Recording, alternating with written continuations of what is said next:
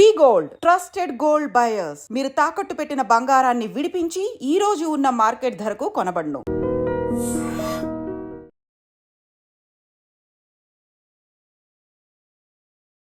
నమస్తే, welcome to I dream. నేను మీ ఝాన్సీ. అయితే కీళ్ల నొప్పులు చిన్న పెద్ద అనే తేడా లేకుండా కీళ్ల నొప్పులు అందరినీ వేధిస్తున్న సమస్య. మరి ఈ కీళ్ల నొప్పులు రాకుండా ఎలాంటి జాగ్రత్తలు తీసుకోవాలి, కీళ్ల నొప్పులు ఉన్నప్పుడు ఎలాంటి మెడికేషన్ పాటించాలి, ఈ విషయాలన్నీ తెలుసుకుందాం. ప్రస్తుతం అంతా ఉన్నారు ఆయుర్వేదిక్ ఫిజిషియన్ చెలిమల శ్రీనివాసరావు గారు. నమస్తే అండి. నమస్కారం అండి.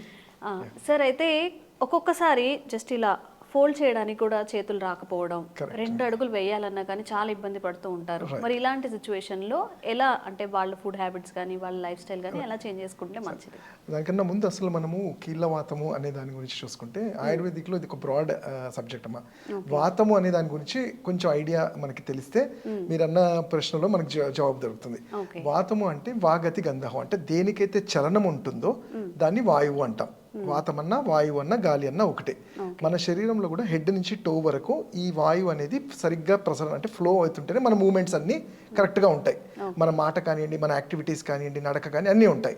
ఎప్పుడైతే ఈ వాతంలో డిస్టర్బెన్సెస్, అంటే మా ఆయుర్వేదిక్ భాషలో చెప్పాలంటే మనం తీసుకునే ఫుడ్ హ్యాబిట్స్ లైక్ ఎక్కువగా వాతం చేసే ఫుడ్స్ అంటాం. అంటే బయట తీసుకునే ఫుడ్స్ కానివ్వండి, ఎక్కువ high protein diet like non veg items కానివ్వండి, ఆల్కహాల్, స్మోకింగ్, ఇలాంటి ఫుడ్స్ తీసుకున్నప్పుడు ఈ వాతం అనేది డిస్టర్బ్ అవుతుంది.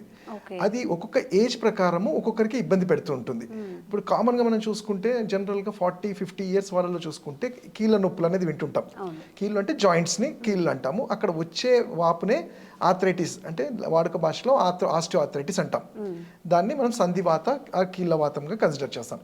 సో మరి ఇప్పుడు ఈ కీళ్ళవాతం అంటే ఒక జాయింట్ ఏదో మోకాలకు ఒకటే అని కాదు. ఎక్కడ జాయింట్ ఉంటే ఆ జాయింట్లలో ఈ వాతం అనే దానివల్ల అక్కడ ఉండాల్సిన సైనోయల్ ఫ్లూయిడ్ ఏదైతే లిక్విడ్స్ లాగా ఉంటాయో అవన్నీ డ్రై అయిపోతుంటాయి.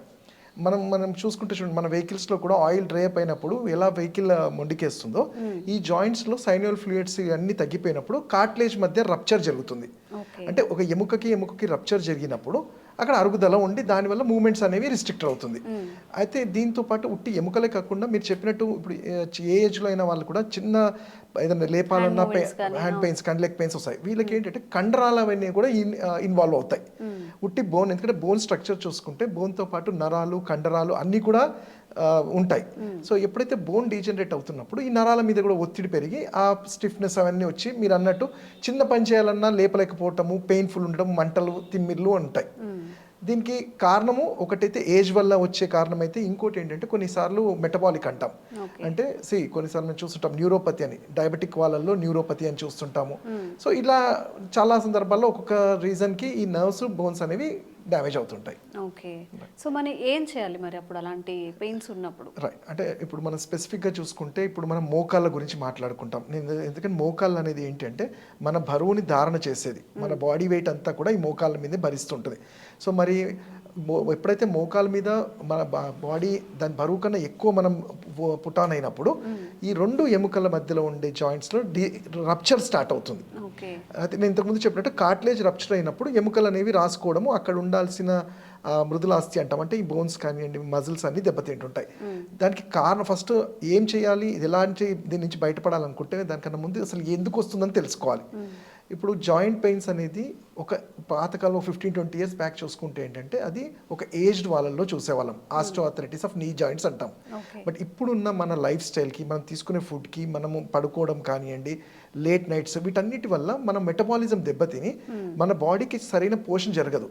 మీరు చూస్తే మన అందరము న్యూట్రిషియస్ ఫుడ్ తింటాము, ఎవరిని అడిగినా చాలా మంచి ఫుడ్ తింటాం, కానీ మన శరీరానికి సరిపడే ఫుడ్ అనేది మనకు తెలియదు. దానికే యాజ్ ఆయుర్వేద వైద్యుడిగా ఎప్పుడైతే నాడి చూస్తామో వాత, పైత్య, కఫం అని డిసైడ్ చేసిన తర్వాత వాతం వాళ్ళు ఏ ఫుడ్ తీసుకోవాలి, పైత్యం వాళ్ళు ఎలా, కఫం వాళ్ళు ఏదని చెప్తాం. ఇప్పుడు ఇక్కడ కమింగ్ టు ఈ జాయింట్ పెయిన్స్ ఉన్న వాళ్ళలో ఏంటంటే వాతాన్ని ప్రేరేపించేవి లైక్ చల్లగాలిలో వెళ్ళడము, మెట్లు ఎక్కడం దిగడము, అధిక బరువు, అలానే రఫ్ ఐటమ్స్ అంటాం, అంటే ఈ పికిల్స్ లాంటివి కానివ్వండి, కొన్నిసార్లు టామరిన్, చింతపండు అంటాం, ఇవి ఈ అందరికి తెలిసింది వంకాయ, ఇవన్నీ ఏంటంటే ల్యూకోట్రిన్స్ అనేవి ప్రొడ్యూస్ చేసినప్పుడు జాయింట్ డీజనరేట్ అవుతుంటాయి. సో ఫస్ట్ కారణానికి ఇది అయ్యే కారణాన్ని మనం అవాయిడ్ చేయాలి. తర్వాత జరిగిన డ్యామేజ్ అంటే ఇప్పుడు జనరల్గా ఒక ఎముక అరగాలంటే అది 3 నుంచి 4 సంవత్సరాలు పడుతుంది. మా క్లినిక్స్లో వచ్చినప్పుడు డాక్టర్ గారు నాకు ఎముక అరిగిందంటే అది ఆ రోజు అరగదు, ఎక్స్రే తీసిన రోజు అరగదు. మనకి ఎన్నో సిమ్టమ్స్ చెప్తుంది. అంటే సింపుల్ ఎగ్జాంపుల్, మనం కొంచెం దూరం నడవాలన్నా కానీ పట్టేస్తుంది, కాలు పట్టేస్తుంది అంటారు. కొంతమంది కూర్చొని లేసినప్పుడు సౌండ్స్ రావాలి, క్రిప్టస్ అంటాం. ఇవన్నీ చూస్తూనే ఉంటాము. అంటే మనం చేసే రెగ్యులర్ యాక్టివిటీస్లో ఇబ్బంది ఉన్నప్పుడు ఒక వైద్యుడిని కలిసి అసలు ఏంటి అని తెలుసుకుంటే దాన్ని అక్కడే మనం ఫుల్ స్టాప్ పెట్టగలుగుతాం. సో సరే, అవన్నీ కాకుండా మీరు అన్నట్టు ఇది 2nd డిగ్రీ 3rd డిగ్రీ ఆర్థరైటిస్కి వస్తుంది అన్నప్పుడు మమ్మల్ని కామన్గా అడిగే క్వశ్చన్ ఏంటంటే సర్జరీకి వెళ్ళాలంటున్నారండి అంటారు. సర్జరీ కన్నా ముందు మనం ఏంటంటే అసలు మన బాడీ ఎంత రిపేర్ చేసుకుంది అనేది మనం తెలుసుకోవాలి. దానికి ఈ నొప్పుల్ని తగ్గించడానికి ఆయుర్వేదంలో చాలా చక్కటి ఔషధాలు చెప్పబడినాయి. లైక్ సింపుల్గా ఇంట్లో దొరికే కర్పూరం అంటాం. దీన్ని నువ్వుల నూనెలో కొంచెం వేడి చేసుకుంటే అప్లై చేసి ఎక్కడైతే జాయింట్లో పెయిన్ ఉందో అప్లై చేయడం వల్ల అక్కడ ఉండే ఆ మజిల్లో కొంచెం యాక్టివేషన్ అంటే బ్లడ్ సర్క్యులేషన్, ఆక్సిజనేషన్ పెరిగినప్పుడు డీజనరేషన్ ఆగే ఛాన్స్ ఉంటాయి. అలానే మంచిగా ఇంట్లో మేము చెప్పే సింపుల్ చిట్కా ఏంటి అంటే ఆవు నెయ్యి. ఆవు నెయ్యికి వాతము పైత్యాన్ని తగ్గించే గుణం ఉంటుంది. అలానే వావిలాకు మనకి ఈజీగా దొరికేది. కొంచెం మనం స్నానం చేసేటప్పుడు బకెట్లో వేసుకొని ఆ వాటర్తో చేయగలిగితే కండరాల మీద ఈ ప్రెషర్ తగ్గి ఆ స్పాజమ్స్ తగ్గుతాయి. అలానే లోపలికి మునగాకులో కాల్షియము, D3 అన్నీ మనకి పుష్కలంగా ఉంటాయి. సో ఇలాంటివి మనం ఇంట్లో దొరికే వాటితో తప్పకుండా చేసుకుంటే బాడీ అనేది వాతం నుంచి కట్టడి చేయగలుగుతాము. అలానే వాపు లాంటిది అలాంటిది ఉన్నప్పుడు అంటే ఇది కూడా సింపుల్ ఇంటి చిట్కాని, మనం అల్లాన్ని పేస్ట్ లాగా చేసి అన్నాన్ని మెత్తగా బాయిల్ చేస్తే మెత్తగా అయినప్పుడు ఆ పేస్ట్ లాగా అన్నంని అల్లం పేస్ట్లో కలిపి కట్టు కడితే కూడా ఒక 15-20 మినిట్స్లో వాపు అనేది తగ్గుతుంది. న్యాచురల్ పెయిన్ కిల్లర్ లాగా పనిచేస్తుంది. అల్లం పేస్ట్ అలానే మెత్తగా అన్నం పేస్ట్ లాగా చేసి పెట్టినా బాగుంటుంది. చిన్న చిన్న చిట్కాలు ఇంట్లో చేసుకోగలుగుతాము. రైట్. సో ఫుడ్ హ్యాబిట్స్లో ఏమైనా చేంజ్ చేసుకోవాలి? తప్పకుండా అమ్మా. అంటే ఆయుర్వేదం అంటేనే మీరు పథ్యం అంటాము. అంటే పథ్యం ఒక్కటే ట్రీట్మెంట్ అని కాదు. ట్రీట్మెంట్స్, పథ్యము, ఔషధము, మన లైఫ్ స్టైల్ అనేది కూడా ఉంటుంది. దాంట్లో పథ్యం అని చూసుకుంటే ఇప్పుడు మనం చూస్తుంటాం చాలా మనకు కామన్గా తెలుసు ఆయుర్వేదం అంటే పథ్యము వేడి చేస్తుంది అంటారు. కానీ నిజంగా వేడి చేస్తుందా లేదని పక్కన పెడితే పథ్యం అనేది ఎందుకు ఇంపార్టెన్స్ అంటే మీరు చూడండి, ఒక షుగర్ పేషెంట్కి మీరు ప్రపంచంలో ఉన్న నంబర్ 1 డాక్టర్ దగ్గరికి వెళ్ళినా కానీ మెడిసిన్ ఇచ్చి షుగర్ తింటాను డాక్టర్, స్వీట్ తింటా అంటే ఎవరు ఒప్పుకోరు. ఎందుకంటే అక్కడ మన కాన్షియస్ ఇది షుగర్ తింటే ఎంత మెడిసిన్ వాడినా ఫ్లేర్ అప్ అవుతుంది. అలానే వాతానికి కూడా మీ వాతం చేసే ఫుడ్స్ నేను ఇంతకుముందు చెప్పినట్టు చింతపండు కానివ్వండి, వంకాయ, ఆలుగడ్డలు, పచ్చళ్ళు, పెరుగు అండ్ ఎక్కువగా హై ప్రోటీన్ టైం అంటే బాడీకి డైజెస్ట్ చేసుకునే టైం తీసుకునే foods like non veg items కానివ్వండి, ఇవన్నీ కూడా ఎప్పుడైనా కానీ వాతాన్ని పెంచేస్తుంటాయి.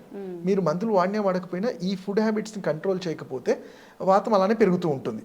అలానే తీసుకునే ఫుడ్స్ వాతాన్ని తగ్గించేవి ఏంటి, ఈజీగా డైజెస్ట్ అయ్యే ఫుడ్, నంబర్ ఆఫ్ టైమ్స్ తీసుకోవడము, ఆవు నెయ్యి లాంటిది, అలానే నేను ఇంతకు చెప్పిన మునగాకు కానివ్వండి, వావిలాకు, ఇంకా సింపుల్గా ఇమీడియట్ పెయిన్ రిలీఫ్ కోసం సేమ్ శొంఠి కానీ అల్లాన్ని కానీ వాటర్లో బాయిల్ చేసుకొని ఒక 50 ml తాగగలిగితే ఇది న్యాచురల్ ఇన్ఫ్లమేషన్ తగ్గిస్తుంది. మన బాడీలో ఇన్ఫ్లమేషన్ పెరిగినప్పుడు ఇవన్నీ జాయింట్స్ పెయిన్స్ అవన్నీ ఉంటాయి. ఆ ఇన్ఫ్లమేషన్ తగ్గడానికి పసుపు కూడా బాగానే పనిచేస్తుంది. కానీ ఇక్కడ చిన్నది ఏంటంటే పసుపు అనగానే మనం అందరము తెగ వాడేస్తుంటాం. బట్ జనరల్గా పసుపు ఎప్పుడైతే మోర్ దెన్ 1 tablespoon పసుపు తీసుకుంటే ఏంటంటే మన బాడీలో 2 to 3 liters of water observe చేసుకుంటుంది. సో ఇమీడియట్ డిహైడ్రేట్ అవుతాము, మళ్ళీ దానివల్ల వేరే కాంప్లికేషన్స్, కిడ్నీ స్టోన్స్ లాంటివి వస్తాయి. కాబట్టి ఒక ఆయుర్వేద వైద్యుడి పర్యవేక్షణలో మేము చేయగలిగితే, సలహా తీసుకొని చేయగలిగితే తప్పకుండా మంచిగా ఉంటుంది. ఓకే, ఇంటి చిట్కాలు కానీ మళ్ళీ సొంత వైద్యాలు చేసుకోకుండా, సొంత వైద్యాలు కూడా ఒక పరిమితి వరకు ఓకే, ఇలా చేసుకుంటే మంచిది. కరెక్ట్. థ్యాంక్ యూ అండి. Thank you.